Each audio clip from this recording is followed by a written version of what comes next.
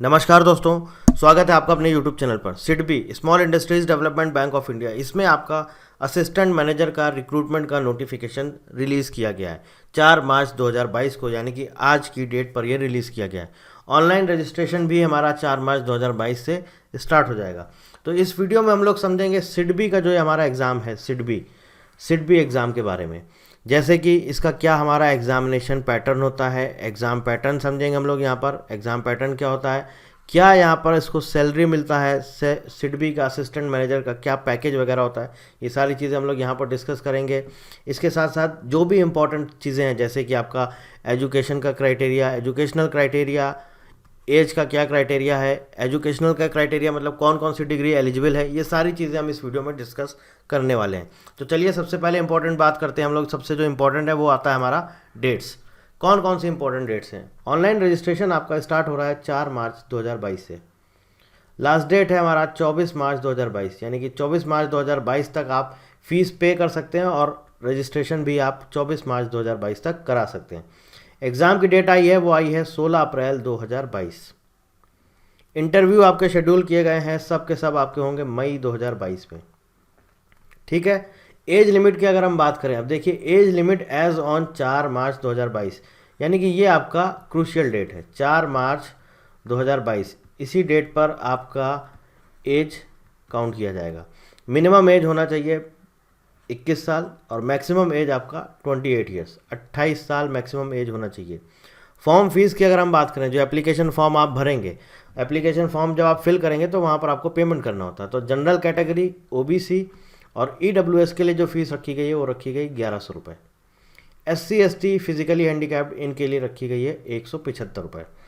Vacancies की अगर हम बात करते हैं तो असिस्टेंट मैनेजर जनरल, ये पोस्ट का नाम है हमारा, और जो वैकेंसीज़ आई हैं टोटल आई हैं 100 वैकेंसीज़, जिसमें कि अनरिजर्व कैटेगरी के लिए 43 वैकेंसीज़ हैं, ओबीसी कैटेगरी की 24 वैकेंसीज़ हैं, ईडब्ल्यूएस की 10 वैकेंसी हैं, एससी की 16 वैकेंसीज़ हैं और एसटी की 7 वैकेंसीज़ हैं। तो टोटल यहाँ पर जो हमारी वैकेंसीज़ बनती हैं वो कितनी बनती हैं? 100 वैकेंसीज़। अब अगर एलिजिबिलिटी क्राइटेरिया की बात करें, एजुकेशनल क्राइटेरिया, तो देखिए बैचलर्स डिग्री इन लॉ यानी कि LLB, bachelors degree in engineering, अब अगर आपने BE या फिर BTech किया हुआ है तो आप अप्लाई कर सकते हैं।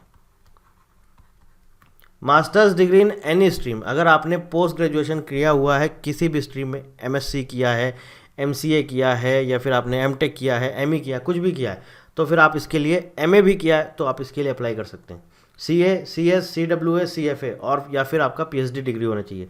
अच्छा, यहाँ पर जो आपका परसेंटेज मांगा गया है वो मांगा गया है 60% मार्क्स, फर्स्ट क्लास। और ये आपका जो होता है ओवरऑल होता है, या जिसे हम बोलते हैं एग्रीगेट। ठीक है, ये आपका ओवरऑल मांगा गया है 60% ओवरऑल। बाकी जो हमारा SC ST है उनके लिए मांगा गया है, SC और ST के लिए सेकेंड डिवीज़न यानी कि 55% मार्क्स। बाकी सभी के लिए 60% मार्क्स कंपलसरी है। ये है एजुकेशनल क्राइटेरिया। अब बात करते हैं एग्जामिनेशन पैटर्न, थोड़ा सा ध्यान से समझिए। एग्जामिनेशन पैटर्न यहाँ पर आपका क्या होगा, ऑब्जेक्टिव टेस्ट होगा और उसके साथ साथ आपका डिस्क्रिप्टिव टेस्ट भी होगा। एक ही दिन होगा, ये पूरा पेपर एक ही दिन होगा। और देखिए जो आपका जो मेरिट लिस्ट बनेगा, जो इंटरव्यू का जो आपका शेड्यूल होगा, इंटरव्यू के लिए बुलाया जाएगा, वो बुलाया जाएगा किसको? पूरा का पूरा आपका 250 नंबर का जो पेपर है, जैसे कि आपका ऑब्जेक्टिव है 200 का और डिस्क्रिप्टिव है आपका 50 नंबर का, तो पूरे के पूरे 250 नंबर पर आपकी लिस्ट बनेगी। लेकिन डिस्क्रिप्टिव के मार्क्स उनके ही ऐड किए जाएंगे जो आपका जो ऑब्जेक्टिव पेपर है इसको क्वालिफाई कर लेंगे। बात समझ में आ गई? अब देखिए समझते हैं थोड़ा सा एग्जामिनेशन पैटर्न। देखिए सबसे पहले आपका ऑब्जेक्टिव पेपर होगा, जिसमें कि आप देख सकते हैं इंग्लिश होगी, 30 क्वेश्चन होंगे 30 नंबर के और टाइम मिलेगा आपको 20 मिनट। जनरल अवेयरनेस होगा, यहाँ पर बोला गया है with special reference to banking and financial sector and economic and social issues.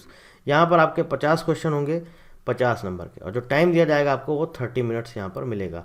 Reasoning aptitude यहाँ पर आपकी 40 क्वेश्चन होंगे 60 नंबर के। ऐसे ही आपका क्वान्टिटेटिव एप्टीट्यूड 40 क्वेश्चन होंगे 60 नंबर के। क्वांट्स में आपको 30 मिनट्स मिलेंगे और रीजनिंग में आपको 40 मिनट्स दिए जाएंगे। तो आप देख सकते हैं टोटल नंबर ऑफ क्वेश्चंस है 160, 160 क्वेश्चन होंगे और मैक्सिमम मार्क्स होगा आपका 200 और टोटल जो आपको टाइम यहाँ पर मिलेगा वो मिलेगा 120 मिनट्स यानी कि 2 घंटे। ठीक है, अब आपने ये दे लिया। अब एक चीज़ और यहाँ पर आती है सबसे इंपॉर्टेंट, निगेटिव मार्किंग है कि नहीं है? निगेटिव मार्किंग है, अगर गलत करेंगे तो 1/4 मार्क्स आपका काट लिया जाएगा। ठीक है, नेगेटिव मार्किंग है यहाँ पर। इसके अलावा कट ऑफ की बात करें तो कट ऑफ जो है यहाँ पर सेक्शनल कट ऑफ, मतलब कि हर सेक्शन में हर सब्जेक्ट में आपको पास होना ज़रूरी है। मिनिमम जो कट ऑफ होता है वो आपको क्वालिफाई करना ज़रूरी है। और इसके अलावा ओवरऑल यानी कि टोटल जो आपका मार्क्स होगा उसका भी कट ऑफ आपका क्वालिफाई करना ज़रूरी है। जैसे कि हम समझते हैं, मान लीजिए इंग्लिश में आपका 30 नंबर का है, मान लीजिए इंग्लिश में मिनिमम आपका कट ऑफ जाता है 5 नंबर। जनरल अवेयरनेस 50 नंबर का हम यहाँ मान लेते हैं, 9 नंबर जाता है आपका कट ऑफ। ठीक है, इंग्लिश में जाता है 5 नंबर, जनरल अवेयरनेस में जाता है 9 नंबर। एक एग्जाम्पल दे रहे हैं, रीजनिंग एप्टीट्यूड में आपका जाता है मान लीजिए 12 नंबर, क्वांट्स में मान लीजिए आपका जाता है 10 नंबर। ये हमने माना है कि इतना कट ऑफ जाता है। और टोटल कट ऑफ जो है आपका 200 क्वेश्चन है, मान लीजिए यहाँ पर बोला गया टोटल कट ऑफ जाता है आपका 57। ठीक, तो अब आपके मान लीजिए यहाँ पर आए 6 नंबर, यहाँ पर आए 10 नंबर, यहाँ पर आए 13 नंबर और यहाँ पर आए 10 नंबर। तो ये टोटल कितना हुआ, 10 10 20, 20 और 13 33, 33 और 6 39। तो आप ये सोचिए कि 39 अगर आपने स्कोर किया तो आप क्या क्वालिफाई कर पाएंगे? नहीं कर पाएंगे, क्योंकि ओवरऑल भी कट ऑफ इन्होंने बोला है कि 57 होना चाहिए। तो मतलब कि हर सब्जेक्ट में क्वालिफाई करना ज़रूरी है और इसके अलावा टोटल भी क्वालिफाई करना ज़रूरी है। ठीक है, यहाँ तक समझ में आ गया। अब ये जब आप क्वालिफाई करेंगे उसके बाद आपको डिस्क्रिप्टिव पेपर देना होगा। इसमें ऐसा नहीं होता कि आप क्वालिफाई करेंगे तब आपको डिस्क्रिप्टिव देने को मिलेगा। पेपर एक साथ होता है लेकिन मार्क्स उसी के ही ऐड किए जाते हैं जो क्वालिफाई कर लेता है आपका ऑब्जेक्टिव पेपर। तो आते हैं डिस्क्रिप्टिव। यहाँ पर आपके 2 एसेज आते हैं, ऐसे पूछे जाते हैं आपके फाइनेंशियल, बैंकिंग, इकोनॉमिक और सोशल इश्यूज़ में। और यहाँ पर आप देख सकते हैं उसके अलावा एक यहाँ पर लेटर होता है। तो जो ऐसे होते हैं वहाँ पर आपके 20 नंबर होते हैं, यानी कि 2 ऐसे तो 20 × 2 40 नंबर और एक लेटर 10 नंबर का, तो टोटल होते हैं आपके यहाँ पे 50 नंबर। टाइम मिलेगा 60 मिनट्स यानी कि 1 घंटा। तो आप समझ सकते हैं total number of questions 163, maximum marks जो होंगे 250 और 180 मिनट्स यानी कि आपको 3 घंटे मिलेंगे। अब देखिए यहाँ पर आ जाते हैं, बात करते हैं total marks of examination will be 250 which includes 50 marks of English descriptive section. Candidates will be shortlisted for interview on the basis of marks scored in objective and descriptive section taken together against full marks of 250.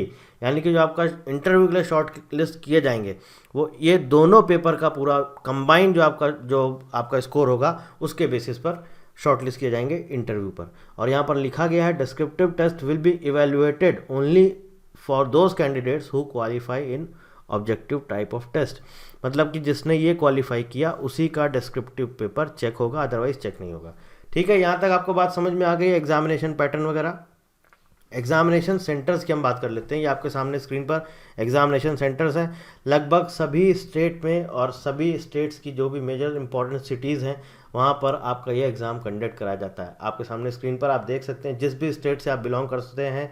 जैसे मान लीजिए suppose आप उत्तर प्रदेश से belong करते हैं तो आप देख सकते हैं आगरा, प्रयागराज, गाज़ियाबाद, कानपुर, लखनऊ, फैज़ाबाद, मेरठ, वाराणसी, गोरखपुर, मुरादाबाद, नोएडा, ग्रेटर नोएडा, इतने सारे यहाँ पर सेंटर्स हैं।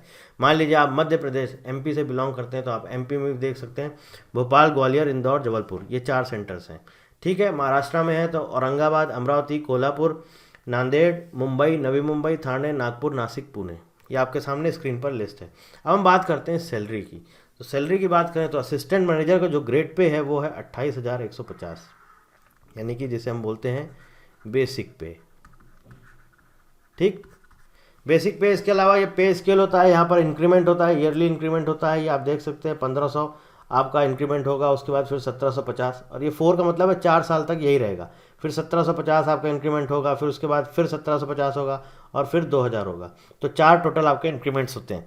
ग्रेड अलाउंस की बात करें तो 6000 रुपये आपको ग्रेड अलाउंस मिलता है। इसके अलावा फैमिली अलाउंस मिलता है 4% ऑफ बेसिक पे, लोकल अलाउंस 5% ऑफ बेसिक पे, house rent allowance 10% of basic पे, स्पेशल अलाउंस मिलता है, स्पेशल कंपनसेशन अलाउंस, और एक स्पेशल पे मिलता है। टोटल अगर हम सैलरी की बात करें तो ये बढ़ती है लगभग ये एक नेट सैलरी जो दी है 70,000, ये एक अप्रॉक्स वैल्यू है।